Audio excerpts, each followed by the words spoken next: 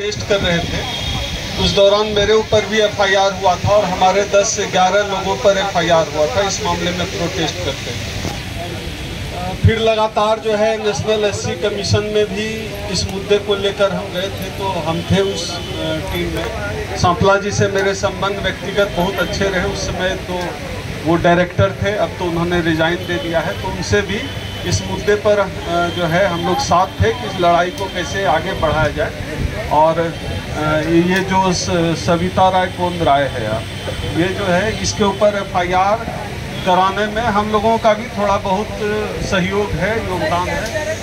बाकी जो लड़ाई रितु ने शुरू की है, रितु एक तरह से हमारे फैमिली फ्रेंड की तरह भी है, संघर्ष की साथी तो है ही। तो इस पूरी लड़ाई को हम लोग एक सिर्फ रितु की लड़ाई या फिर कोई दौकरी की लड़ाई नहीं, असल में रितु के बहाने हम लोग पूरे देश और पूरी दुनिया को, रितु की लड़ाई इस बात का प्रतीक है कि पूरे देश पूरी दुनिया में हम सबके साथ जो व्यवहार होता है कि एक दलित के साथ, एक दलित लड़की के साथ, एक दलित प्रोफेसर के साथ जो यह मनुव्यवस्था जो व्यवहार करती है, वो व्यवस्था है क्या, वो कैसे काम करती है वो व्यवस्था। और सबसे बड़ी बात है कि जिस क्रांति को हमारी बहन फूलन देवी ने शुरुआत की थी, एक बड़ी क्रांति की, मुझे लगता है कि ये उसी किस्म की दूसरा यह पार्ट है। आज की तारीख में हम किसी चंबल में तो नहीं हैं, लेकिन एक भारत के केंद्रीय विश्वविद्यालय में, दिल्ली विश्वविद्यालय में इस तरह की अगर लड़ाई लड़नी पड़ रही है, हम सब तो भुक्तभोगी हम लोग जानते हैं, लेकिन बाकी दुनिया जिनके लिए लगता है कि जाति व्यवस्था क्या है, दिल्ली जैसे शहर में, मेट्रो सिटी में, राष्ट्रीय राजधानी में किसी दलित के साथ विश्वविद्यालय में प्रोफेसर के साथ कैसे हो सकता है। न केवल इसको मुझे लगता है दो तरीके से देखना चाहिए। एक तो कि यह भेदभाव है, यह हमने, रितु ने उस पन्ने की जो है धज्जियां उड़ा दी है जिसमें कहा गया है सब ठीक ठाक है। तो रितु ने उस पन्ने की जो है धज्जियां उड़ा दी है, मतलब सब ठीक ठाक नहीं है, गड़बड़ है। और दूसरा जो इसका ये है पहलू कि इसके खिलाफ, इस पूरी व्यवस्था के खिलाफ, जहां चपरासी से लेकर वाइस चांसलर तक ही मत देखिए, मैं कहता हूं राज्यपाल और प्रधानमंत्री तक देखिए कि इतनी बड़ी व्यवस्था के खिलाफ कोई एक लड़की, दलित लड़की खड़ी होकर अकेले यहाँ दिल्ली विश्वविद्यालय में सड़क पे खड़ी होकर चैलेंज कर रही है, लड़ रही है, यह एक बहुत बड़ी बात है। इसको एक प्रतीक के रूप में देखना चाहिए। मुझे लगता है कि आजाद भारत में जितने भी संघर्ष हुए होंगे दलित आंदोलन से जुड़े हुए, जैसे रोहित वेमुला हो गया, अगर रोहित वेमुला की सांस्थानिक हत्या नहीं होती तो शायद इस तरह का कोई आंदोलन खड़ा होता। तो आज की तारीख में इस तरह का आंदोलन खड़ा हो रहा है। मुझे लगता है कि समाज को भी इस आंदोलन से इस तरह जुड़ जाना चाहिए। नहीं तो क्या है कि रोहित वेमुला होने में क्या लगता है, आदमी हार जाता है।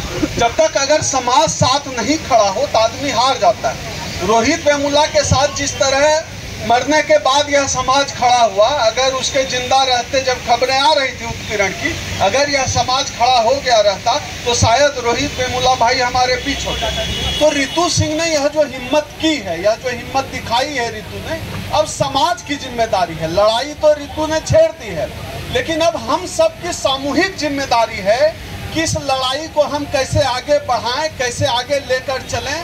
क्योंकि अगर हम रितु सिंह की लड़ाई हार जाते हैं, यह केवल रितु की हार नहीं होगी, यह एक समाज के तौर पर, यह जो अम्बेडकरी समाज है जो रोज जय भीम का नारा लगाता है, एक समाज के तौर पर भी हम हार जाएंगे और एक परिवार के तौर पर भी हम हार जाएंगे। और बाबा साहब की पूरी जो संघर्ष परंपरा है, उस परंपरा की भी हार होगी। मतलब हम अपनी बहन के साथ दिल्ली विश्वविद्यालय में खड़े नहीं हो पा रहे हैं। आप सोचिए कि हाथरस में कोई घटना होगी तो उसको कैसे न्याय दिलवा पाएंगे।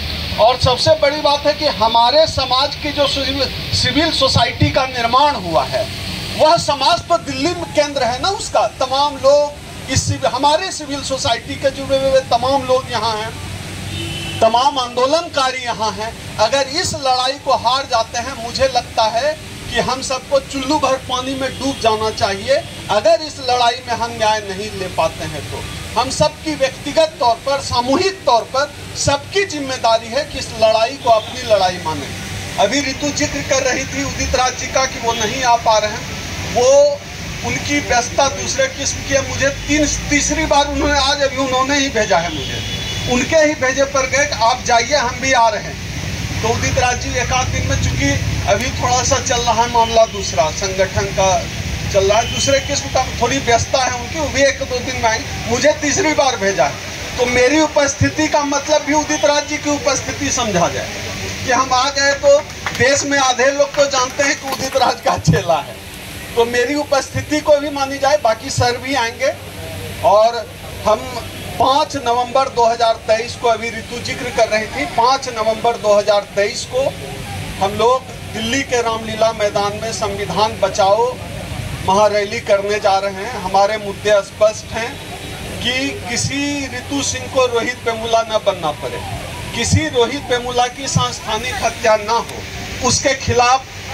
हम बात करने के लिए 5 नवंबर 2023 को रामलीला मैदान में संविधान बचाओ महारैली करने जा रहे हैं। संविधान बचाने की जरूरत इसलिए है क्योंकि 5 नवंबर 2015 पिछले 15 अगस्त को प्रधानमंत्री के आर्थिक सलाहकार परिषद के अध्यक्ष और मोदी जी के बहुत करीबी विवेक देवराय ने द मिंट में लेख लिखा कि भारत का संविधान पुराना हो गया है, बदल देना चाहिए। हमने कहा तुम्हारा बाप भी पुराना हो गया, उसको पहले बदलो।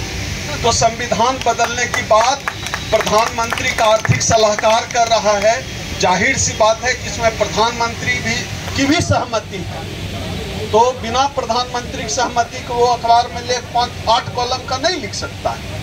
तो इससे दूसरे समाज को कितना नुकसान होगा संविधान के बदले जाने या संविधान के साथ छेड़छाड़ का नहीं पता, लेकिन हम सबों को तो बड़ा नुकसान है। क्योंकि मुझे पता है कि मेरे दादा भैंस चराते थे, तो मेरे शरीर पर आज यह जो कपड़ा आया है ना, बाबा साहब के संविधान से आया है। इस बात को हम समझते हैं, तो समाज को भी यह समझना होगा। मेरे दादा भैंस चराते थे, हम 4 पहिया गाड़ी से चलते हैं, और यह सिर्फ संविधान की बदौलत हो पाया है। तो संविधान को यह समझना पड़ेगा, वह संविधान हमारे लिए बहुत जरूरी है। हमारी थाली में अच्छा कपड़ा, हमारे बदन पर अच्छा कपड़ा, हमारी थाली में अच्छा खाना, 4 पहिया से चल रहे हैं, बाइक से चल रहे हैं, ये सब सिर्फ और सिर्फ बाबा साहब के संविधान से हुआ है। किसी 33 करोड़ देवी देवता की औकात नहीं है कि एक जो है टी-शर्ट भी हमारे शरीर पे डाल दे। ये बाबा साहब के संविधान की वजह से हुआ है।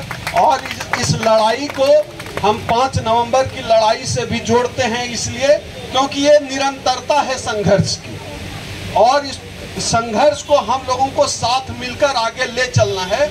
इस लड़ाई में हमारा पूरा संगठन अखिल भारतीय परिसंघ हर स्तर पर आपके साथ है ऋतु सिंह जी।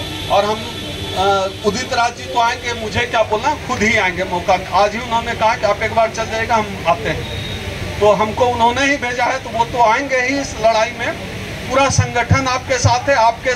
आपके संघर्ष में सबसे पहले मुझे लगता है जम्मू कश्मीर में परिसंघ यूनिट ने प्रोटेस्ट किया, तो परिसंघ ने जम्मू कश्मीर में भी प्रोटेस्ट किया। हम लोग थोड़ा 5 नवंबर की रैली की व्यस्तता ने पूरे देश भर में, आज ही सुबह सर बोल रहे थे उदित राज सर, इस मामले में पूरे देश में हम लोगों को एक कार्यक्रम करना चाहिए, उसकी भी प्लानिंग चल रही है। क्योंकि हम तो तुमको छेड़ेंगे नहीं, और जब छेड़ दिए हो अब छोड़ेंगे नहीं। इसी बात के साथ अपनी बात समाप्त करता हूँ। ऋतु सिंह की लड़ाई जिंदाबाद, क्रांतिकारी जय भीम।